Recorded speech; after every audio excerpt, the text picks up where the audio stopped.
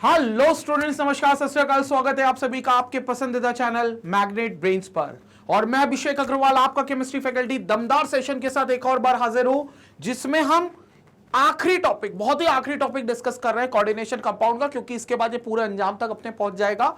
उसके बाद हम सिर्फ एनसीईआरटी के क्वेश्चंस को सॉल्व करेंगे, इंटेक्स क्वेश्चंस को और बैक एक्सरसाइज के क्वेश्चंस को। लेकिन थ्योरी पार्ट में बिल्कुल लास्ट टॉपिक है, लेकिन लास्ट टॉपिक है बहुत ही दमदार टॉपिक, क्योंकि इसमें हम जितना भी कोऑर्डिनेशन कंपाउंड जो पढ़कर आए हैं उनकी क्या इंपॉर्टेंस है, उनकी क्या जरूरत है, हमें भी, केमिस्ट्री को भी, मेडिकल साइंस को भी, उन सभी चीजों को क्या जरूरत है, उन सारी जरूरतों को आज हम यहां देखेंगे। ठीक है, कोऑर्डिनेशन कंपाउंड्स की एक वाइड एप्लीकेशन आपको across all subjects, across all fields देखने को मिलती है। केमिस्ट्री में, खुद केमिस्ट्री में है ये केमिकल कंपाउंड ही, कोऑर्डिनेशन कंपाउंड, लेकिन केमिस्ट्री में कई जगह पर ये बहुत ज्यादा यूज किया जाता है। बहुत वाइड एप्लीकेशन केमिस्ट्री की फील्ड में देखने को मिलती है, डिटेक्शन करने के लिए। फार्मास्यूटिकल केमिस्ट्री में इसकी अपनी इंपॉर्टेंस है। मेडिकल साइंस में ये बहुत ज्यादा यूज में आता है। बायोलॉजिकली ये बहुत ज्यादा यूजफुल होता है। एग्रीकल्चर फील्ड्स में ये बहुत ज्यादा यूजफुल होता है। तो वो सारी जो एप्लीकेशंस है कोऑर्डिनेशन कंपाउंड की, वो आज हम अपने इस वीडियो में देखेंगे। तो चर्चा करेंगे लास्ट टॉपिक की, इंपॉर्टेंस ऑफ कोऑर्डिनेशन कंपाउंड्स की, जो कि कोऑर्डिनेशन कंपाउंड का सबसे आखिरी टॉपिक है।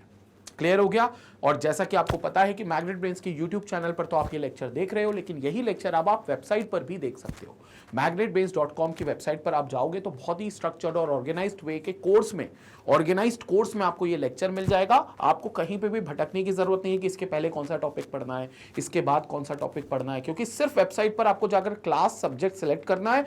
आपके सामने पूरा चैप्टर की लिस्टिंग आएगी, पूरा कोर्स आपके सामने आएगा। चैप्टर में आपको पूरे सीक्वेंस में टॉपिक्स दिए जाएंगे। वहीं पर आपको previous year questions, sample papers, NCERT questions, online test series, ये सारी चीजें आपको मिलेंगी। यानी कि आपके बोर्ड लेवल की प्रिपरेशन का ये वन स्टॉप सोल्यूशन होगा। तो चैनल तो ठीक है, यूट्यूब चैनल तो आपने सब्सक्राइब कर ही लिया है, लेकिन वेबसाइट पर भी जाकर आप लेक्चर्स को देखो। वेबसाइट पर बहुत ही ऑर्गेनाइज्ड वे में आपको लेक्चर्स दिखेंगे। और अगेन मैं बता दूं, बिल्कुल फ्री ऑफ कॉस्ट मिलेंगे। कोई सब्सक्रिप्शन नहीं है, कोई पैकेज नहीं खरीदना, कोई आपको कूपन कोड नहीं लगाना डिस्काउंट के लिए।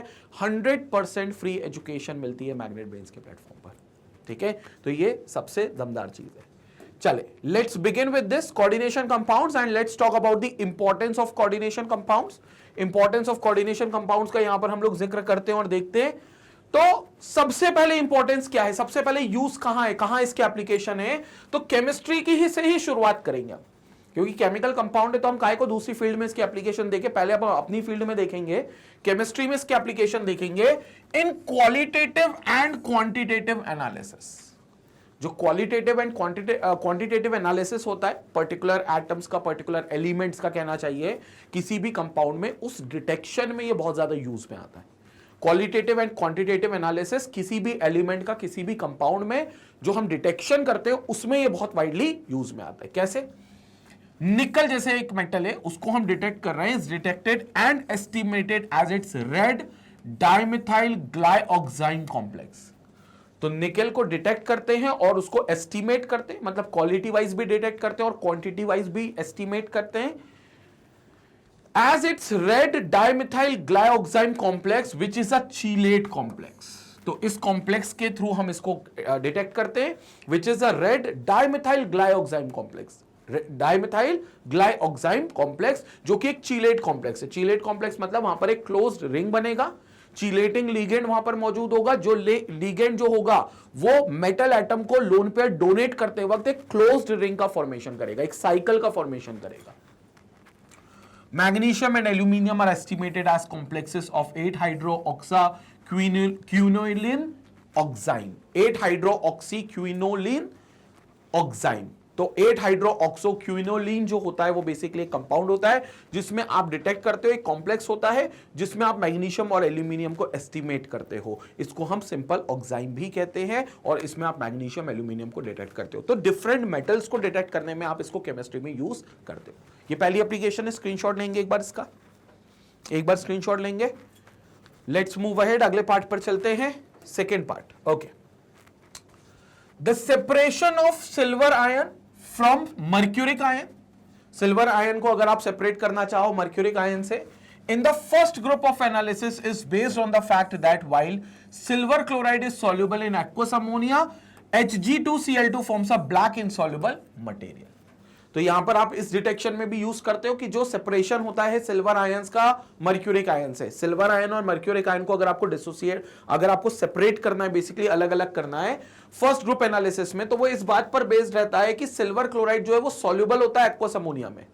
सिल्वर क्लोराइड जो होता है वो एक्वस अमोनिया में सॉल्युबल होता है। Aqueous ammonia is something what we are having as a complex formation. Aqueous ammonia मतलब कॉम्प्लेक्स फॉर्मेशन, तो वहां पर सिल्वर क्लोराइड सॉल्युबल होता है, जबकि जो मर्क्यूरिक क्लोराइड होता है Hg2Cl2 वो इनसॉल्युबल मटेरियल होता है और ब्लैक कलर का वो इनसॉल्युबल मटेरियल अलग हो जाता है। तो जब वो ब्लैक कलर का अलग होगा तो हमें पता चल जाएगा भैया ये मर्क्यूरिक आयंस यहां पर अलग हो गए और जो सॉल्युबल हो गया वो सिल्वर आयंस थे जो एक्वस अमोनिया में अपने आप को डिसॉल्व करेंगे। अब देखो एक्वस अमोनिया समझना है यहां पर, क्योंकि यहां पर आपका एक कॉम्प्लेक्स फॉर्मेशन होगा जैसा कि मैं बता रहा हूं आपको। जी आपने सिल्वर क्लोराइड ले लिया, आपने एक्वस अमोनिया मतलब अमोनियम हाइड्रोक्साइड से रिएक्ट कराया, because NH3 plus H2O will together going to form NH4OH. This is known as ammonium hydroxide. अब ये अमोनियम हाइड्रोक्साइड जिम्मेदार होगा कॉम्प्लेक्स फॉर्मेशन में, क्योंकि यहां पर हमारे पास नाइट्रोजन है as a lone pair donor, तो दिस इज अमोनियम हाइड्रोक्साइड। अब ये किसके साथ मिलेगा? दोनों सॉल्ट्स के साथ, सिल्वर क्लोराइड के साथ भी और मर्क्यूरिक क्लोराइड के साथ।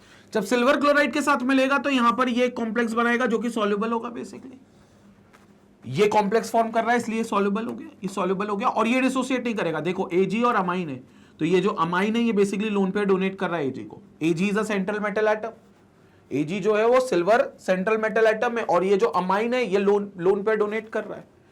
एंड Cl इसका काउंटर आयन है प्लस 2H2O, तो ये आपका कॉम्प्लेक्स बनेगा जो कि सॉल्युबल होगा, ठीक है ना, इस मीडियम में सॉल्युबल होगा। लेकिन वहीं अगर आप मर्क्यूरिक क्लोराइड को जैसे ही आप क्या करोगे इसके अंदर रिएक्ट करवाओगे अमोनियम हाइड्रोक्साइड के अंदर, तो यहां पर आपको एक इनसॉल्युबल सॉल्ट मिलेगा, ब्लैक इनसॉल्युबल। ये कॉम्प्लेक्स सॉल्ट नहीं है, HgNH2Cl है, ये सिंपल सॉल्ट है, लेकिन it will be black insoluble material. तो ये ब्लैक इनसॉल्युबल मटेरियल का पीपीटी यानी कि प्रेसिपिटेट बन जाएगा। Hg, HCl और H2 वैसे भी अलग होंगे, लेकिन यहां पर आपके Hg आयंस मिल जाएंगे। तो यहां पर मौजूद Hg आयंस है, यहां पर मौजूद सिल्वर आयंस है। ये आपको बता देंगे कि सिल्वर आयंस जो हो गए वो Hg आयंस से सेपरेट हो गए। तो अगर आपको कोई मिक्सचर है जिसमें आपका सिल्वर के भी आयंस है, मर्क्यूरी के भी आयंस है, तो दोनों को आप सेपरेट कर सकते हो bye reacting them with ammonium hydroxide, जिसमें एक बन जाएगा कॉम्प्लेक्स कंपाउंड जो सॉल्युबल रहेगा, एक बन जाएगा सिंपल कंपाउंड जो इनसॉल्युबल रहेगा। तो दोनों आयंस आपके अलग हो जाएंगे। तो सेपरेशन में भी यूज करा जा सकता है, मेटल आयंस के सेपरेट करने में भी इसको आप यूज कर सकते हो। स्क्रीनशॉट ले लें, इसके बाद आगे चर्चा करते हैं। स्क्रीनशॉट लेंगे फिर आगे और बात करेंगे। ओके, नाउ नेक्स्ट एप्लीकेशन पे चलते हैं। नाउ केमिस्ट्री की ही सारी एप्लीकेशन है, अभी सारी एप्लीकेशंस केमिस्ट्री की चल रही है, ठीक है। आयंस को डिटेक्ट करना, मेटल्स को डिटेक्ट करना। आगे देखेंगे the separation of second B group sulphides. Second B group के जो सल्फाइड्स होते हैं उनके सेपरेशन को from second A group sulphides, मतलब सेकेंड बी ग्रुप के सल्फाइड्स को सेकेंड ए ग्रुप के सल्फाइड्स अगर सेपरेट करना हो तो इस बात पर यह डिपेंडेंट रहता है कि sulphides of second B group form complex sulphides. Second B group के जो सल्फाइड्स होते हैं वो कॉम्प्लेक्स सल्फाइड्स फॉर्म करेंगे सल्फर के साथ रिएक्ट करने पर, लेकिन जो with yellow ammonium sulphide which are soluble while sulfides of 2A group do not react। तो सेकेंड ग्रुप के जो सल्फाइड्स होंगे, सेकेंड ए ग्रुप के जो सल्फाइड्स होंगे वो बिल्कुल रिएक्ट नहीं करेंगे, लेकिन जो सेकेंड बी ग्रुप के सल्फाइड्स होंगे वो रिएक्ट करेंगे। Sulphides will form complex sulphides and with yellow ammonium sulphide. किसके साथ? येलो अमोनियम सल्फाइड के साथ। तो आपके पास अगर अमोनियम सल्फाइड है और सेकेंड बी ग्रुप का कोई भी आपने बेसिकली सल्फाइड ले लिया, वो सल्फाइड अमोनियम सल्फाइड के साथ मिलकर कॉम्प्लेक्स फॉर्म करेगा, लेकिन सेकेंड ए ग्रुप का सल्फाइड ऐसा नहीं करेगा। एग्जांपल लेते हैं, जैसे आपके पास ये सब सेकेंड बी ग्रुप के, ये सब आपके पास सेकेंड बी ग्रुप के, यहां आप देखो आर्सेनिक सल्फाइड आपको दिया हुआ है। अब आर्सेनिक सल्फाइड आपने अमोनियम सल्फाइड के साथ रिएक्ट करा तो यहां आपको बन गया ammonium as a counter ion and this is arsenic sulphide as a complex. तो आर्सेनिक सल्फाइड का कॉम्प्लेक्स बन गया। एंटीमनी सल्फाइड, आपने रिएक्ट कर दिया अमोनियम सल्फाइड के साथ, ammonium will become the counter ion and this is antimony sulphide. तो सल्फर क्या होगा यहां पर, लिगेंड होगा, और जो एंटीमनी और आर्सेनिक है ये आपके क्या है, सेंट्रल मेटल एटम से जो लोन पर एक्सेप्ट कर रहा है सल्फर से। तो यहां पर बन गया एंटीमनी टेट्रासल्फाइड का कॉम्प्लेक्स और यहां बन गया आर्सेनिक टेट्रासल्फाइड का कॉम्प्लेक्स। ये कॉम्प्लेक्स है, ठीक है। यहां पर सल्फर जो है वो लोन पे डोनेट कर रहा है सेंट्रल मेटल आर्सेनिक और एंटीमनी को। ऐसी टिन का सल्फाइड भी, ये tin sulphide, tin, arsenic, antimony, ये सब क्या है, ये सेकंड बी ग्रुप के मेटल से जिनके मेटल सल्फाइड्स हम यहां पर फॉर्म कर रहे हैं। तो टिन सल्फाइड भी क्या होगा, अमोनियम सल्फाइड के साथ रिएक्ट करके अगेन एक कॉम्प्लेक्स बना लेगा जिसमें टिन ट्राइसल्फाइड बन जाएगा और ये सारे प्रोडक्ट्स जो होंगे ये सॉल्युबल होंगे, क्योंकि रिएक्ट कर रहे हैं मतलब ये कहीं ना कहीं सॉल्युबल बन जाएंगे। लेकिन जो सेकंड ए ग्रुप के सल्फाइड्स हैं, सेकंड ए ग्रुप के सल्फाइड्स वो नहीं रिएक्ट करते। तो सेकंड ए ग्रुप के सल्फाइड्स नहीं रिएक्ट करते, लेकिन जो सेकंड बी ग्रुप के सल्फाइड्स होते हैं वो बिल्कुल रिएक्ट करेंगे और ये सारी चीजें आपके कॉम्प्लेक्स होगा। तो this is what we are having as the key detection जो हो सकता है सेकेंड ए ग्रुप का सेकेंड बी ग्रुप से, जो डिटेक्शंस आते हैं ग्रुप रेडिकल्स के बारे में जो हमको पूछा जाता है, वो डिटेक्शन भी हम यहां पर कर सकते हैं कोऑर्डिनेशन कंपाउंड का यूज करके, क्योंकि एक रिएक्ट करके कॉम्प्लेक्स कंपाउंड बना रहे हैं, एक रिएक्ट नहीं कर रहे। तो इसलिए आपको यहां से पता चल जाएगा कि कौन सेकेंड ए ग्रुप के मेटल से, कौन सेकेंड बी ग्रुप के मेटल से। सेकेंड बी के करेंगे, सेकेंड ए ग्रुप के मेटल सल्फाइड्स नहीं करेंगे। स्क्रीनशॉट ले, फिर आगे और चर्चा करते हैं भाई, आगे इसी पर और बात करते हैं। Okay, let's move ahead now further. The detection of copper plus 2 ions, cupric ions जिसको हम कहते हैं, क्यूप्रिक आयंस को भी हम डिटेक्ट कर सकते हैं, is based on the formation of a blue tetra amine copper sulphate complex. तो इसको हम डिटेक्ट करने के लिए क्या करते हैं, फॉर्मेशन करते हैं blue tetra amine copper sulphate complex की। Tetra amine copper sulphate complex जो है वो एक कोऑर्डिनेशन कंपाउंड है जिसमें 4 अमाइन के मॉलिक्यूल्स लिगेंड बनकर कॉपर को अपना लोन पेयर डोनेट करेंगे, which gives a deep blue colored solution upon addition of ammonia to copper plus 2 ions। तो यहां पर कॉपर सल्फेट है आपके पास जिसमें कॉपर प्लस 2 आयंस है। जैसे ही आपने अमोनिया के साथ रिएक्ट करा ये बन गया tetra amine copper plus 2 ion, tetra amine, ये 4 अमाइन आ गए और ये कॉम्प्लेक्स बन गया। तो this will give you deep blue colour, deep blue colour ये आपका फॉर्मेशन होगा जिसको अपन ने कहा tetra amine copper sulphate complex, tetra amine copper sulphate complex. तो यहां से अपने को पता चलेगा यहां जो कॉम्प्लेक्स था, यहां जो कंपाउंड था उसमें कॉपर का प्लस 2 आयन मौजूद है, क्योंकि इसका जो कलर आएगा वो डीप ब्लू कलर आएगा, डीप ब्लू कलर। तो डीप ब्लू कलर आपको देखने को मिलेगा। तो डीप ब्लू कलर से ये पता चल जाएगा कि यहां पर जो कॉपर आयन है वो प्लस 2 आयन मौजूद है जिसको हम क्यूप्रिक आयन कहते हैं। Cu+1 होता है वो क्यूप्रस आयन होता है, लेकिन Cu+2 जो होता है वो क्यूप्रिक आयन होता है। तो यहां पर क्यूप्रिक आयन का डिटेक्शन हमने कर लिया है। तो क्यूप्रिक आयन का डिटेक्शन जो होगा वो इसी तरीके से होगा कि कॉपर सल्फेट को जब हम अमोनिया में रिएक्ट करेंगे तो जो कॉम्प्लेक्स बनेगा वो डीप ब्लू कलर का कॉम्प्लेक्स बनेगा जो tetra amine copper sulphate complex के नाम से जाना जाएगा। It also forms a chocolate colour, chocolate colour भी फॉर्म कर लेगा प्रेसिपिटेट विद पोटेशियम फेरोसाइनाइड। अगर आप पोटेशियम फेरोसाइनाइड के साथ रिएक्ट करोगे तो चॉकलेट कलर का प्रेसिपिटेट बन जाएगा, इनसॉल्युबल सॉल्ट बन जाएगा बट चॉकलेटी कलर का होगा। ठीक है, कॉपर सल्फेट आपके सामने है, यहां पर आपने लिख दिया potassium ferrocyanide K4FeCN6 and then we have this will give you copper ferrocyanide. तो कॉपर फेरो हेक्सासाइनाइड यहां पर आपका कॉम्प्लेक्स बनेगा जिसका चॉकलेट प्रेसिपिटेट फॉर्मेशन होता है। तो प्रीपीटी बनेगा, ये प्रेसिपिटेट बनेगा बट चॉकलेटी कलर का होगा एंड साथ में K2SO4 नाम का सॉल्ट बन जाएगा। तो इससे भी आपको ये पता चलेगा कि यहां जो कॉपर मौजूद है, यहां जो कॉपर मौजूद है वो +2 के फॉर्म में मौजूद है, मतलब डेफिनेटली वो कॉपर सल्फेट है। क्योंकि होता क्या है ऐसे डिटेक्शन में, ये वाला कॉम्प्लेक्स हमें, ये वाला कंपाउंड हमें पता नहीं रहता कौन है, हम उसमें सीधा हमारे केमिकल्स डालते हैं, अमोनिया डाल दिया, पोटेशियम फेरोहेक्सासाइनाइड डाल दिया, तो तब जाकर हमें पता चला कि अच्छा यहां पर कॉपर +2 आयन मौजूद था, तभी जाकर चॉकलेट प्रेसिपिटेट बना है या फिर डीप ब्लू कलर का सॉल्ट बना है, तब जाकर यह पता चलता है कि कॉपर +2 आयंस उसमें मिलाया गया था। तो इस तरीके से कॉपर +2 आयंस का डिटेक्शन हमने कर लिया। क्यूप्रिक आयंस का डिटेक्शन करने में भी हमारे कोऑर्डिनेशन कंपाउंड्स बहुत ज्यादा यूजफुल होते हैं हमारे लिए। स्क्रीनशॉट लेंगे, आगे फिर चर्चा करेंगे। स्क्रीनशॉट लेंगे, आगे फिर चर्चा करेंगे। ये था हमारा सेकेंड एप्लीकेशन केमिस्ट्री का ही। थर्ड एप्लीकेशन, हम फेरिक आयंस को भी डिटेक्ट कर सकते हैं, Fe+3 आयंस को भी डिटेक्ट कर सकते हैं। फेरस होता है Fe+2, फेरिक होता है Fe+3। फेरिक आयंस कैसे डिटेक्ट होंगे, bye the formation of blood red coloured complex with potassium thiocyanide. अगर आप फेरिक आयंस, जिसमें आपको लगता है कि फेरिक आयंस होंगे, आपको सस्पिशियस है वो कि उसमें है कि नहीं है, तो आप उसमें पोटेशियम थायोसाइनाइड डाल दो। अगर आपको ब्लड रेड कलर मिल जाए तो आप समझ जाना फेरिक आयंस है वो। ये टेस्ट हमने किया था 11th क्लास में। 11th क्लास में ऑर्गेनिक में जीओसी था, general organic chemistry, basic principles and techniques of organic chemistry.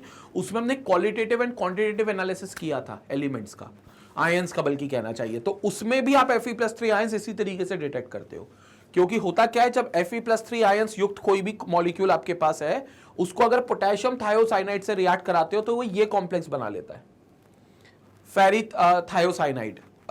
2+ का आयन होता है और K पॉजिटिव अलग निकलता है।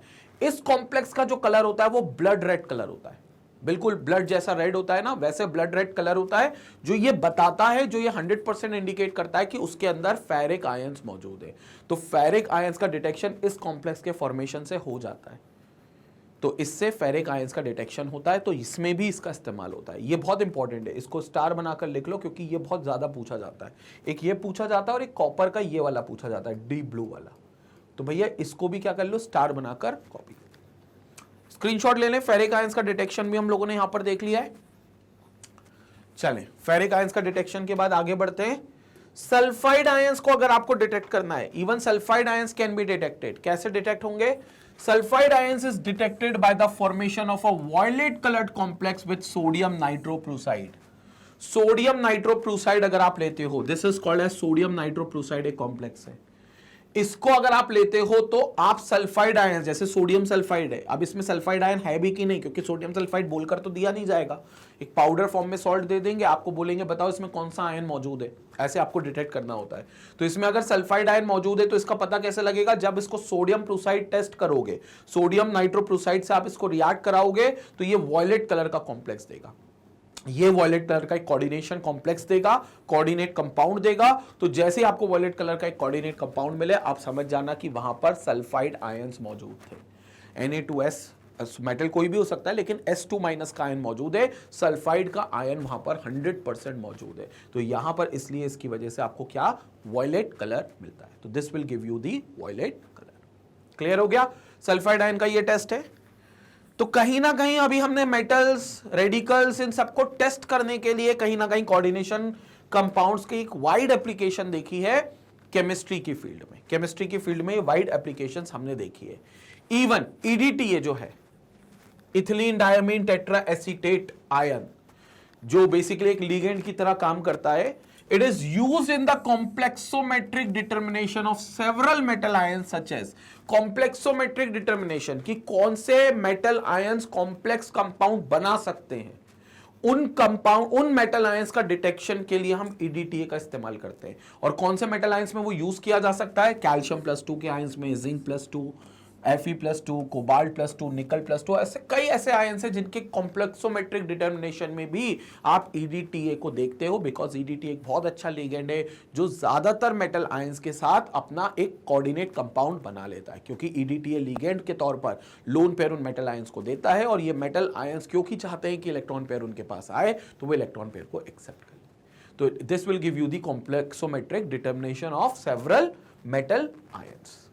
नाउ तो ये तो डिटेक्शन की बात हुई केमिस्ट्री की, लेकिन कई बार एक्सट्रैक्शन प्रोसेसेस में, मेटलर्जिकल प्रोसेसेस में भी कोऑर्डिनेशन कंपाउंड का अच्छा खासा यूज देखने को मिलता है। मेटलर्जिकल प्रोसेस मतलब वो प्रोसेस जिससे आप मेटल को एक्सट्रैक्ट करते हो from the earth crust, mineral निकालते हो, मिनरल से ओर सेलेक्ट करते हो, ओर से फिर आप उसको मेटल ऑक्साइड, पहले कंसंट्रेशन करते हो, कंसंट्रेशन ऑफ ओर करने के बाद आप उसमें से मेटल ऑक्साइड का कन्वर्जन करते हो कैल्सिनेशन रोस्टिंग से, फिर कन्वर्जन ऑफ ओर के बाद आप रिडक्शन प्रोसेस करते हो, रिडक्शन के बाद जो मेटल मिलता है उसको रिफाइन करते हो, रिफाइनिंग ऑफ मेटल करते हो। तो ये पूरी प्रोसेस को मेटलर्जिकल प्रोसेस कहते हैं।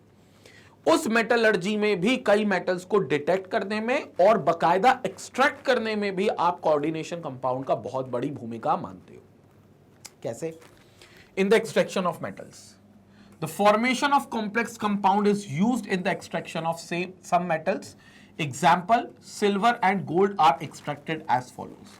अगर आपको पता है वहां सिल्वर या गोल्ड है तो आप उसको कैसे एक्सट्रैक्ट कर सकते हो? By the help of coordination compound. तो आप क्या करोगे?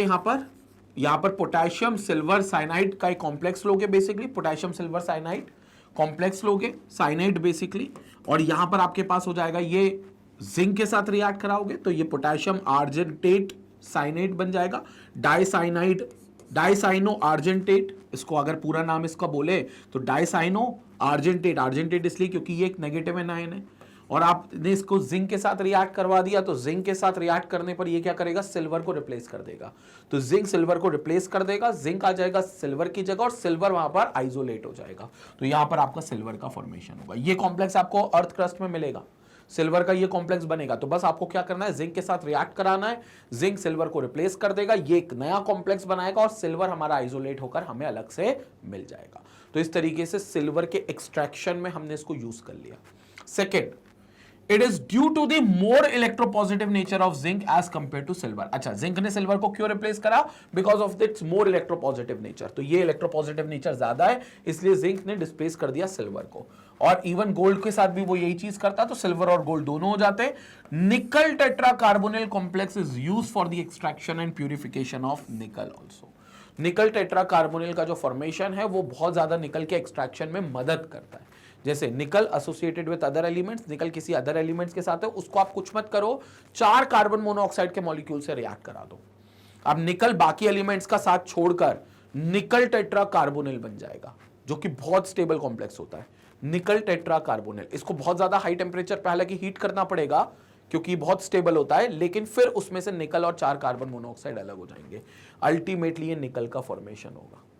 ये भी हमने पढ़ा है 12th क्लास में, हमें मेटलर्जी है वैसे general principles and isolations of elements के नाम के चैप्टर में, वहां पर आपको यही प्रोसेस बताई जाती है, मॉन्स प्रोसेस इसको बेसिकली कहते हैं, और van Arkel method and Mond's process. तो ये वो चीज होती है जहां पर आप निकल को पहले एक वोलेटाइल कॉम्प्लेक्स में कन्वर्ट करते हो, उस वोलेटाइल कॉम्प्लेक्स को हीट करने के बाद आप वापस से निकल फॉर्म करते हो। यहां पर जो निकल होता है वो बेसिकली इम्प्योर निकल होता है। क्यों इम्प्योर होता है, क्योंकि वो किसी अदर एलिमेंट्स के साथ मौजूद रहता है, जो अदर एलिमेंट्स रहते हैं उनके साथ एसोसिएटेड रहता है वो निकल, लेकिन फिर कार्बोनिल के साथ मिलकर निकल टेट्राकार्बोनिल बनता है जो कि वोलेटाइल कॉम्प्लेक्स होता है। जैसे ये वोलेटाइल, अब ये कोऑर्डिनेशन कॉम्प्लेक्स बन गया तो निकल को हमारे अलग कर दिया इसने बाकी एलिमेंट्स के साथ। अब यहां क्या करेंगे, हाई टेम्परेचर पे हीट करेंगे, निकल अलग होगा, कार्बन मोनोऑक्साइड अलग होगा, कार्बोनिल पार्ट अलग होगा। ये जो निकल है ये आपका प्योर निकल होगा, ये जो निकल है ये आपका बिल्कुल प्योर निकल होगा। So this will be your pure निकल, प्योर Ni आपका यहां पर रहेगा। ये इम्प्योर था, ये प्योर हो गया। तो बेसिकली आप इसको ये भी कह सकते हो कि आप रिफाइनिंग में यूज कर रहे हो। मेटलर्जिकल प्रोसेस में एक आखिरी प्रोसेस होती है जिसमें आप मेटल को रिफाइन करते हो, तो ये वही प्रोसेस है रिफाइनिंग ऑफ मेटल्स।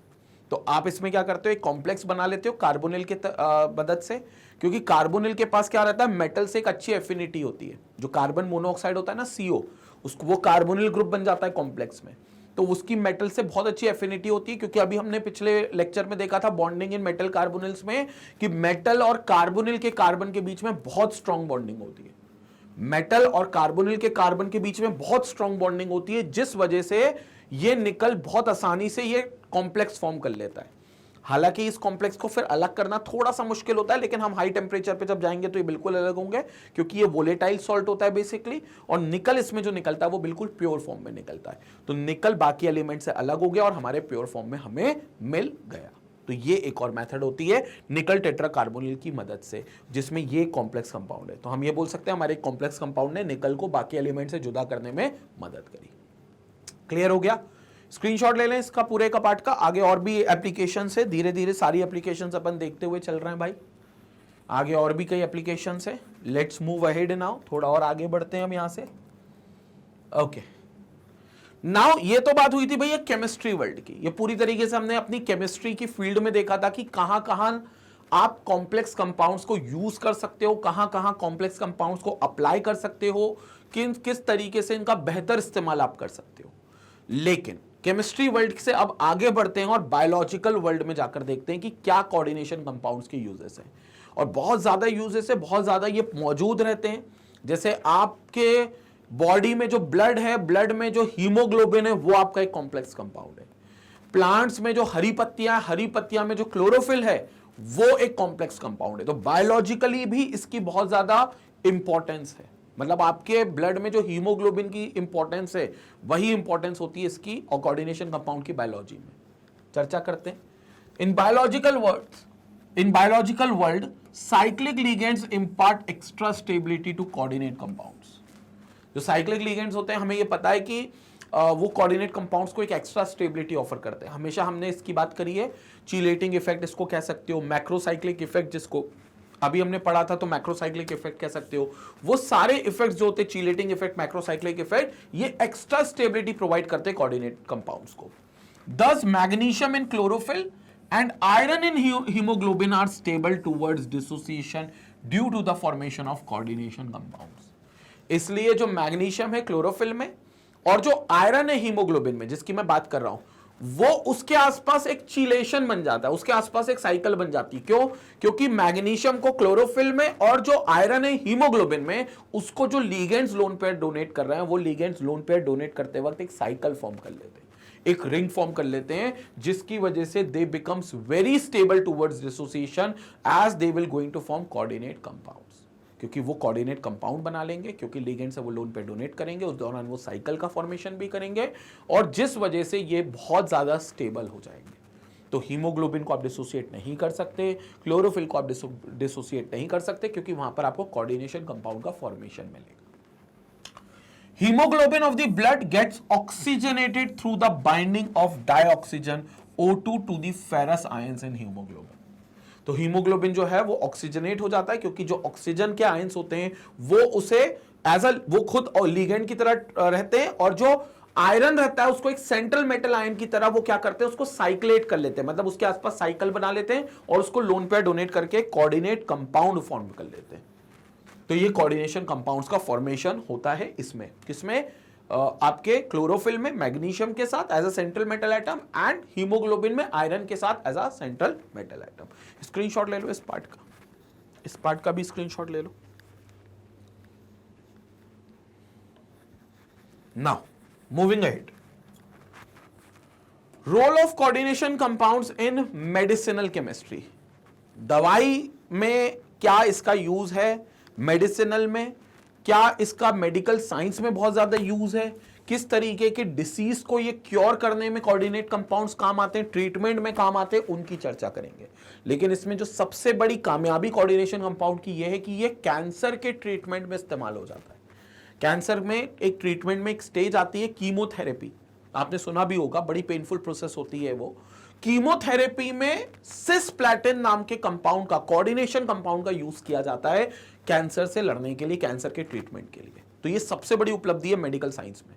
तो मेडिसिन में कह लो, फार्मास्यूटिकल केमिस्ट्री में भी इनफैक्ट आप इसको यूज में कई जगह पर देखोगे, कई कफ सिरप्स में कोऑर्डिनेट कंपाउंड्स होते हैं. लेकिन सबसे ज्यादा जो यूज होता है मेडिकल साइंस में, वो इस बात का यूज होता है कि कैंसर में कीमोथेरेपी में इसका सबसे ज्यादा यूज किया जाता है. तो देखेंगे द प्लैटिनम कॉम्प्लेक्स, जिसको हम कहते हैं सिस्प्लैटिन. सिस इसलिए क्योंकि ये सिस फॉर्म है, आइसोमर का सिस फॉर्म है. हमारे पास दो तरीके के आइसोमर्स होते हैं, एक ट्रांस और एक सिस. ज्योमेट्रिकल आइसोमर्स की बात करें तो सिस वाला ज्योमेट्रिकल आइसोमर, वो भी इसका डायअमाइन डाइक्लोराइडो प्लैटिनम, ठीक है, सिस फॉर्म जो उसका होगा, जिसको हम सिस प्लैटिन कहते हैं शॉर्ट में. Cisplatin is used in the treatment of cancer. तो it is used in the treatment of cancer. तो सिस प्लैटिन का यूज होता है in the treatment of cancer. अगर मैं सिस्प्लैटिन को यहां बना पाऊं तो मैं यहां बना देता हूं पीटी, यहां पर आपका NH3, यहां पर आपका NH3, यहां पर आपका Cl, यहां पर आपका Cl. ये बन गया आपका सिस्प्लैटिन. This is cisplatin. कोई भी सेम लिगेंड आमने सामने नहीं होना चाहिए, अगर हो गया तो ट्रांस हो जाता. हमें ट्रांस नहीं चाहिए, हमें सिस्प्लैटिन चाहिए. ये वो चीज है, ये वो कोऑर्डिनेट कंपाउंड है जो कीमोथेरेपी में यूज होता है कैंसर के ट्रीटमेंट में. EDTA complex of calcium is used in the treatment of lead poisoning. अगर आप EDTA कॉम्प्लेक्स देखोगे कैल्शियम का, कैल्शियम सेंट्रल मेटल एटम बनाओ, उसके आसपास EDTA का लिगेंड लगा दो, तो उसको आप कहां कंसीडर करोगे? Treatment of lead poisoning. Lead poisoning से जो ट्रीटमेंट होता है वो इसी से किया जाता है. Calcium EDTA is a weak complex. When it is administered, calcium in the complex is replaced by the lead present in the body and is eliminated in the urine. तो जैसे ये बॉडी के अंदर जाता है तो ये बड़ा वीक कॉम्प्लेक्स होता है, तो इसमें जो कैल्शियम होता है वो रिप्लेस हो जाता है by the lead present in the body. Lead poisoning जिसको होती है उसकी बॉडी में लेड होता है, लेड एज अ मेटल, तो लेड मेटल क्या करता है, कैल्शियम को डिस्प्लेस कर देता है, हटा देता है। तो लेड जो कॉम्प्लेक्स होता है वहां लेड कॉम्प्लेक्स बन जाता है, जो एलिमिनेट हो जाता है बॉडी से थ्रू यूरिन। तो यूरिन करते वक्त जो होता है वो जो लेड कॉम्प्लेक्स आपका बना है, जो कैल्शियम को रिप्लेस करके बना है, वो लेड कॉम्प्लेक्स यूरिन में बाहर निकल जाता है, बॉडी से एलिमिनेट हो जाता है। The excess of copper and iron present in animal system, copper और आयरन जो एक्सेस में प्रेजेंट होंगे एनिमल सिस्टम को, उसको भी रिमूव करा सकते हैं। कैसे? Are removed by the chelating ligand, chelating ligand की मदद से रिमूव कर सकते हैं। कौन से कॉम्प्लेक्स के थ्रू? डेक्स्ट्रो, ये डी मतलब dextro penicillamine, this is penicillamine and desferoxamine, desferoxamine B via the formation of complexes. तो यहां पर जो लिगेंड्स होंगे आपके पास D penicillamine, dextropenicillamine and desferoxamine B, ये कॉम्प्लेक्स फॉर्म कर लेंगे और जो एक्सेस ऑफ कॉपर और आयरन प्रेजेंट होगा एनिमल सिस्टम में जो उनके लिए हार्मफुल हो सकता है, उसको वहां पर वो लोग रिमूव करा देंगे। तो बायोलॉजी में ये जीवन बचाने के लिए भी भैया कोऑर्डिनेशन कंपाउंड्स यूज में आ रहे हैं, जिंदगी बचाने के लिए भी आप देख लो किस तरीके से यूज में आ रहे हैं। ईडीटीए का कॉम्प्लेक्स यूज में आता है, यहां पर आपके पास डी पेनिसिलअमीन और डेस्फेरोक्साइन बी का कॉम्प्लेक्स यूज में आ रहा है एनिमल सिस्टम और हमारे सिस्टम को बचाने के लिए। तो ये बहुत इंपॉर्टेंट है, स्क्रीनशॉट ले लें एक बार इसका। फोर्थ एप्लीकेशन थी रोल के लिए कोई यहां पर, ठीक है। चले यहां पर देखेंगे, फिफ्थ पॉइंट को यहां पर समझेंगे, फिफ्थ पॉइंट को यहां पर समझेंगे। इन estimation the hardness of water, पानी कितना हार्ड है, हार्ड वाटर सॉफ्ट वाटर वाली कहानी। तो कोई हार्ड वाटर अगर आपके पास है तो उसकी हार्डनेस को एस्टिमेट करने में भी आपका कोऑर्डिनेशन कंपाउंड बहुत इंपॉर्टेंट रोल प्ले करेगा, हार्डनेस को मेजर करने में भी। कैसे? EDTA is a hexadentate ligand and forms complexes with various metal ions. EDTA जो है इथिलीन डायमीन टेट्राएसीटेट आयन, वो हेक्साडेंटेड लिगेंड है, उसके पास 6 डोनर एटम्स है। हालांकि वो फ्लेक्सीडेंटेड भी है, जरूरी नहीं है कि हर बार वो 6 डोनर एटम से ही डोनेट करे, उससे कम 4 से भी डोनेट कर सकता है। तो वो फ्लेक्सीडेंटेड भी आता है, बट मैक्सिमम 6 डोनर एटम से वो डोनेट कर सकता है। This is used in the estimation of hardness of water bye a volumetric method.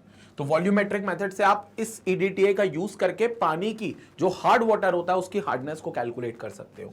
Hardness of water is due to calcium +2 and magnesium +2 ions. जो पानी में बेसिकली हार्डनेस होती है वो कैल्शियम और मैग्नीशियम आयंस के मौजूद होने की वजह से होती है। जो कैल्शियम क्लोराइड या मैग्नीशियम क्लोराइड से वहां आ जाते हैं आयंस Ca+2 और Mg+2, उसकी वजह से कोई पानी जो होता है वो हार्ड वाटर कहलाने लगता है। Since stability constant values of EDTA complex with Ca+2 and Mg+2 are 10 की पावर 7 and 10 की पावर 8 respectively। मतलब जो कॉम्प्लेक्स बनाएगा EDTA किसके साथ? कैल्शियम और मैग्नीशियम के साथ, वो बहुत ज्यादा स्टेबल होगा। तो कैल्शियम और मैग्नीशियम जो आयन बन के घूम रहा था पानी में, जिसके कारण पानी बहुत हार्ड हो रहा था, हार्ड वाटर उसको हम कह रहे थे, जिस वजह से वो हार्डनेस खत्म हो जाएगी अगर कैल्शियम और मैग्नीशियम आयंस को निकाल लिया जाए। और वो कैसे निकालेंगे? EDTA के साथ कॉम्प्लेक्स बनाकर। EDTA के साथ जो कॉम्प्लेक्स बनेगा वो बहुत स्टेबल होगा। क्यों? क्योंकि उसका स्टेबिलिटी कांस्टेंट 10 की पावर 7 और 10 की पावर 8 है। कैल्शियम के साथ 10 की पावर 7 है और मैग्नीशियम के साथ 10 की पावर 8 है। तो 10 की पावर 7 और 10 की पावर 8 के साथ इतना अच्छा स्टेबिलिटी कांस्टेंट के साथ एक आपका कोऑर्डिनेशन कॉम्प्लेक्स बनेगा जो बहुत स्टेबल होगा, जो फिर कैल्शियम और मैग्नीशियम के आयंस को बनने नहीं देगा। जो Ca+2 और Mg+2 के आयंस, क्योंकि कोऑर्डिनेट कंपाउंड बन गया, अब आयन वायन बनना भूल जाओ भाई। क्योंकि कोऑर्डिनेट कंपाउंड इसलिए नॉर्मल सॉल्ट से अलग होते हैं क्योंकि वो आयंस में डिसोसिएट नहीं होते। तो कैल्शियम और मैग्नीशियम फिर आयंस पानी में मौजूद नहीं होंगे, पानी हमारा हार्डनेस खत्म कर देगा, सॉफ्ट वाटर बन जाएगा, which helps in selective estimation of different ions. So this is how the hardness of water can be removed, और ये हार्डनेस कैल्शियम और मैग्नीशियम आयंस को रिमूव कर आपको आप देख सकते हो कि आपने कैसे कैल्शियम और मैग्नीशियम आयंस को निकाल दिया तो हार्डनेस खत्म हो गई। ठीक है, तो EDTA इसमें बहुत इंपॉर्टेंट रोल प्ले करता है। EDTA लिगेंड है, फ्लेक्सीडेंटेड हेक्साडेंटेड लिगेंड है। स्क्रीनशॉट लेंगे यहां पर, फिर आगे और चर्चा करेंगे इसकी, स्क्रीनशॉट लेते हुए चलेंगे। ठीक है, लेट्स मूव अहेड नाउ, आगे चलते हैं अगले पार्ट पर, which is the sixth application in electroplating of metals. किसी मेटल के ऊपर दूसरे मेटल की अगर आपको कोटिंग करनी है, इस मेथड को हम इलेक्ट्रोप्लेटिंग कहते हैं, जिसमें अगेन आप कोऑर्डिनेशन कंपाउंड की मदद से आप इलेक्ट्रोप्लेटिंग भी कर सकते हो।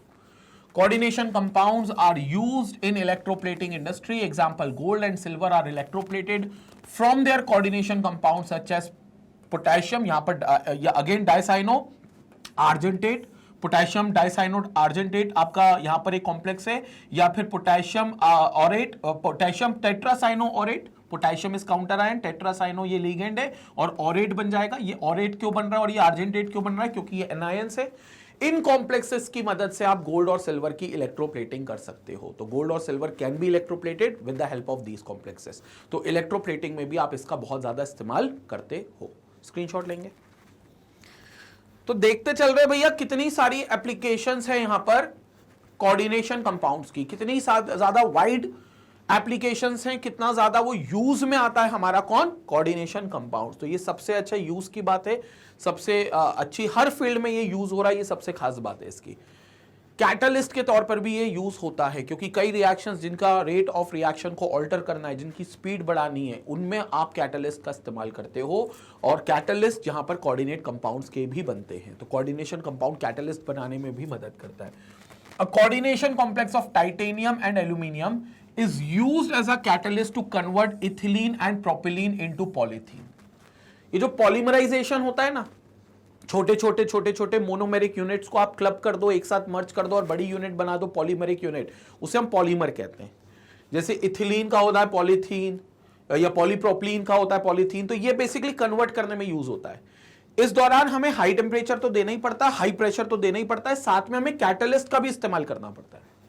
वो कैटलिस्ट होता है जिगलर नाटा कैटलिस्ट। उस कैटलिस्ट का बेसिकली नाम होता है जिगलर नाटा कैटलिस्ट, जो कि एक शेप सिलेक्टिव कैटलिस्ट के नाम पे जाना जाता है।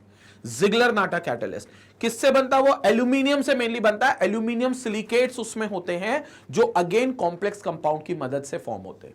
तो यहां पर टाइटेनियम और एल्यूमिनियम का जो कॉम्प्लेक्स कंपाउंड होगा वो कहीं ना कहीं वो कैटलिस्ट देगा जो इथीन को पॉलीथीन बनाने का काम करेगा, प्रोपिलीन को पॉलीप्रोपिलीन बनाने का काम करेगा, और उस कैटलिस्ट को हम शेप सिलेक्टिव कैटलिस्ट भी नाम देते हैं। खैर ये चीज आप सरफेस केमिस्ट्री में और डिटेल में पढ़ोगे। अपन ने सरफेस केमिस्ट्री कंप्लीट कर लिया, वहां पर आपको वीडियो मिलेगा शेप सिलेक्टिव कैटलिस्ट का, वहां पर आप देखोगे तो बाकायदा उस कैटलिस्ट का स्ट्रक्चर भी मैंने बनाया है जिगलर नाटा कैटलिस्ट का। तो जिगलर नाटा कैटलिस्ट जो है is TiCl4 plus C2H53Al and this is CH3 और CH3 whole thrice aluminium, triethyl aluminium है। आप इसको भी बोल सकते हो Ziegler Natta catalyst along with TiCl4, triethyl aluminium along with TiCl4, या फिर ट्राई मिथाइल एल्यूमिनियम। ये आपके शेप सिलेक्टिव कैटलिस्ट होते हैं जिनको जिगलर नाटा कैटलिस्ट कहते हैं, ठीक है। और एल्यूमिनियम सिलिकेट्स का भी इनमें बहुत ज्यादा रोल रहता है। तो ये कैटलिस्ट में भी कोऑर्डिनेशन कंपाउंड यूज में आते हैं। रेट ऑफ रिएक्शन को चेंज करने में भी कोऑर्डिनेशन कंपाउंड्स आपकी मदद करते हैं। इन पिगमेंट्स, पिगमेंट्स मींस वो चीजें जो कलर को इंपार्ट करें। कहीं भी आपने उसको रख दिया, वो अपना कलर छोड़कर दूसरी चीज पर लपेट दे, दूसरी चीज को पोत दे, उस तरीके से जो कलर लपेटेंगे उनको हम कहेंगे पिगमेंट्स। कलर पिगमेंट्स बेसिकली ये होते हैं। So many pigments such as phthalocyanines, phthalocyanines which is used in paints are the coordination compounds। तो मेनली जो पेंट्स होते हैं, जो वॉल पेंट्स होते हैं, Asian Paints, Berger Paints, Nerolac, ये जो पेंट्स होते हैं इनमें जो पिगमेंट, कलर पिगमेंट यूज होते हैं वो कोऑर्डिनेट कंपाउंड्स होते हैं। They are coordinate compounds of phthalocyanides. तो थैलोसाइनिन्स के कोऑर्डिनेशन कंपाउंड्स होते हैं और ये कलर्ड पिगमेंट्स में भी यूज होते हैं। तो एक और इसकी वाइड एप्लीकेशन, स्क्रीनशॉट लेंगे, इसके बाद आगे फिर और एप्लीकेशन देखेंगे। स्क्रीनशॉट लेंगे, आगे और एप्लीकेशन देखते हैं। तो भैया 8 एप्लीकेशन देख चुके हैं, 2 और 9th और 10th देखेंगे। फोटोग्राफी में भी भाई ये जो फोटो लेकर अपन कैमरे खींचते हैं, ये वाले नहीं, वो जो रील्स वाले कैमरे हुआ करते थे। अब तो मोबाइल आ गया, अब तो डिजिटल कैमरे का जमाना आ गया, लेकिन वो रील्स वाले जो कैमरे थे उसकी जो फिल्म थी उस पर भी आप कोऑर्डिनेशन कंपाउंड लगाकर उसका इंप्रेशन ले सकते थे। तो फोटोग्राफी में भी यूज होता है। In photography the developed film is fixed by washing with hypo solution which dissolves the undecomposed AgBr to form a complex. तो अनडीकंपोज्ड जो AgBr होता है उसके साथ वो क्या करता है, कॉम्प्लेक्स फॉर्म कर लेता है। तो AgBr के साथ कॉम्प्लेक्स फॉर्म कर लेता है and the developed film is fixed by washing with hypo solution. Hypo solution के साथ वो कॉम्प्लेक्स AgBr जो डिसोसिएट नहीं होता पहले, वो डिसोसिएट हो जाता है और इंप्रेशन वहां पर वो बना देता है। तो वहां पर फिल्म का एक इंप्रेशन आ जाता है। तो इसका मतलब फोटोग्राफिक फिल्म में भी इमेजेस को इंप्रेस्ड करने के लिए, इंप्रेशन देने के लिए इमेजेस को आप कोऑर्डिनेशन कंपाउंड का यूज मानते हो, क्योंकि कोऑर्डिनेशन कंपाउंड बन जाता है तब वो फिल्म, वो जो प्रिंट होता है इमेज का, वो आपको मिल जाता है। एग्रीकल्चर, मैंने बात करी थी, एग्रीकल्चरल फील्ड में भी इसका बहुत ज्यादा यूज है। To prevent the infection of young plants, the seeds are treated with organometallics such as ethyl mercury chloride. तो ये जो ethyl mercury chloride है ये कॉम्प्लेक्स कंपाउंड है जो ऑर्गेनोमेटालिक है। बेसिकली ऑर्गेनोमेटालिक मतलब जिसमें कार्बन भी है और मेटल भी हो, उसको हम ऑर्गेनोमेटालिक कहते हैं। बेसिकली वो ऑर्गेनोमेटालिक से हम सीड्स को ट्रीट करते हैं यंग प्लांट्स में ताकि इंफेक्शन ना लगे। तो एग्रीकल्चर में भी इस कोऑर्डिनेशन कंपाउंड का बहुत ज्यादा यूज होता है, बहुत ज्यादा यूज में मिलता है। क्लियर हो गया? तो स्क्रीनशॉट लेंगे भैया, क्योंकि ये थे हमारे सारे यूजेस, जो हम लोगों ने देखे हैं कोऑर्डिनेशन कंपाउंड्स के, और ये कहना चाहिए इंपॉर्टेंस है कोऑर्डिनेशन कंपाउंड्स की। तो कोऑर्डिनेशन कंपाउंड शायद ही ऐसी कोई फील्ड हो जहां पर यूज ना होता हो। आप बायोलॉजिकल फील्ड में बात करो, मेडिसिनल फील्ड में बात करो, फोटोग्राफी में बात करो, एग्रीकल्चर में बात करो, केमिस्ट्री में तो होता ही है, लेकिन इन सब जगह पर भी इसका बहुत वाइड एप्लीकेशन और बहुत वाइडली यूज्ड होता है। तो स्टूडेंट्स, इसके साथ हमारा ये पूरा चैप्टर जो होता है, ये पूरा चैप्टर हमारा कंप्लीट होता है। पूरा चैप्टर हम लोगों ने यहाँ पर कंप्लीट कर लिया है, जो कि कोऑर्डिनेशन कंपाउंड का चैप्टर था, जो बहुत डिमांड थी आप लोगों की। बहुत डिमांड के बाद फाइनली या हमने इनऑर्गेनिक का पहला चैप्टर कोऑर्डिनेशन कंपाउंड कंप्लीट कर लिया है। अब इसके बाद हम लोग देखेंगे एनसीईआरटी के क्वेश्चंस के सॉल्यूशंस, जो एनसीईआरटी के इन टेक्स्ट क्वेश्चंस हैं या जो बैक एक्सरसाइज के क्वेश्चंस हैं, वो सारे क्वेश्चंस हम देखने वाले हैं और उन सारे क्वेश्चंस को हम समझेंगे कि कैसे वो एक्सेस्ड होंगे। ठीक है, तो सारे क्वेश्चंस एक एक करके मैं पूरा सॉल्यूशन आपको दूंगा अपने आने वाले वीडियो में। बाकी आपको पता है मैग्नेट ब्रेन्स के प्लेटफॉर्म पर, चाहे आप यूट्यूब चैनल के थ्रू जुड़े, चाहे वेबसाइट के थ्रू जुड़े, आपको कंप्लीट कवरेज मिलता है सारे सिलेबस का। शायद ही ऐसा कोई कोर्स होगा, शायद ही ऐसा कोई सिलेबस होगा जो मैग्नेट ब्रेन्स के प्लेटफॉर्म पे ना हो। क्योंकि अगर आप नर्सरी से 12th क्लास तक की बात करो, आप कोई सी भी क्लास ले लो, कोई सा भी सब्जेक्ट ले लो, आप फिजिक्स केमिस्ट्री के तो लेक्चर्स मिल रहे हैं, फिजिक्स ले लो, मैथ्स ले लो, बायोलॉजी ले लो, फाउंडेशन में सोशल साइंस ले लो, इवन आप स्पोकन इंग्लिश, ग्रामर, जो आपकी इंग्लिश के सब्जेक्ट्स है, लैंग्वेजेस जैसे हिंदी और संस्कृत हैं, वो ले लो, आपको कंप्लीट सिलेबस मिलेगा हर क्लास का। इसके अलावा अगर आप कॉम्पिटिटिव एग्जाम जैसे NTSE, olympiad, CUET, IIT, JEE, NEET की तैयारी कर रहे हो, या फिर government sector exams, banking and insurance, RRB, SSC, UPSC, JAIIB और कैप की अगर तैयारी कर रहे हो, तो इस पूरे एग्जाम्स का, इन सभी एग्जाम्स का आपको कंप्लीट कवरेज मिलता है यूट्यूब चैनल पर भी और मैग्नेट ब्रेन्स की वेबसाइट पर भी। बस वेबसाइट पर आपको एक एक्स्ट्रा एज ये मिल जाता है कि आपको वहां पर एक स्ट्रक्चर्ड वे में कोर्स पूरा सामने रखते हैं। वहां पर आपको बस अपनी क्लास सेलेक्ट करनी है, एग्जाम की कैटेगरी सेलेक्ट करनी है और पूरा कोर्स आपके सामने होगा। चैप्टर वाइज लिस्टिंग होगी, चैप्टर के अंदर टॉपिक्स की लिस्टिंग होगी, मतलब वहां कहीं भटकना नहीं है फिर आपको किसी लेक्चर के लिए। उसी के साथ आपको वहां पर PYQs, sample papers, one shot revision, online test series, ये सभी कुछ मॉड्यूल जो होगा कंप्लीट वो मिल जाएगा बिल्कुल फ्री ऑफ कॉस्ट। कोई सब्सक्रिप्शन नहीं है, कोई प्रीमियम पैकेज नहीं खरीदना, कोई आपको कूपन कोड नहीं लगाना, क्योंकि 100% मैग्नेट ब्रेन्स के वेबसाइट पर और यूट्यूब चैनल पर एजुकेशन बिल्कुल फ्री ऑफ कॉस्ट आपको मिलती है। और जो वेबसाइट है उसके सारे लेक्चर्स आप मोबाइल से, लैपटॉप से, टैबलेट से, डेस्कटॉप से, आप किसी से भी एक्सेस कर सकते हो। और अभी तो बिल्कुल नया फीचर चालू हुआ है भैया, मैग्नेट ब्रेन्स की तरफ से आपको बुक्स भी आप चाहो तो आप मंगा सकते हो। आप घर पर अपने फिजिकल कॉपी, हार्ड कॉपी उसकी ऑर्डर कर सकते हो या फिर ई बुक्स को डाउनलोड कर सकते हो। उसके लिए आप डिस्क्रिप्शन में जाओ, इस वीडियो के डिस्क्रिप्शन में आपको लिंक मिलेगा, उस लिंक पर क्लिक करो, आपको सारे जो बुक्स होंगी वो वहां पर आपको पूरी लिस्टिंग मिल जाएगी, वहां से आप ऑर्डर भी कर सकते हो और डाउनलोड भी कर सकते हो। ये वही बुक्स हैं जो आपको कंफ्यूजन रहती है ना कभी कि सर मैं 12th केमिस्ट्री के लिए कौन सी बुक फॉलो करूं, सर मैं आईआईटी जेईई के लिए केमिस्ट्री की किस बुक को रेफर करूं, तो वो अब हेडेक खत्म। मैग्नेट ब्रेन्स की तरफ से आपको ये बुक्स भी मिलती है, डिस्क्रिप्शन में जाइए, लिंक मिलेगा, उसको आप चेकआउट करें। बाकी आपको सामने इतना सारा खजाना है बिल्कुल फ्री ऑफ कॉस्ट का, तो अब सिर्फ आपको एक छोटा सा काम ये करना है कि जितना हो सके लोगों तक शेयर करें।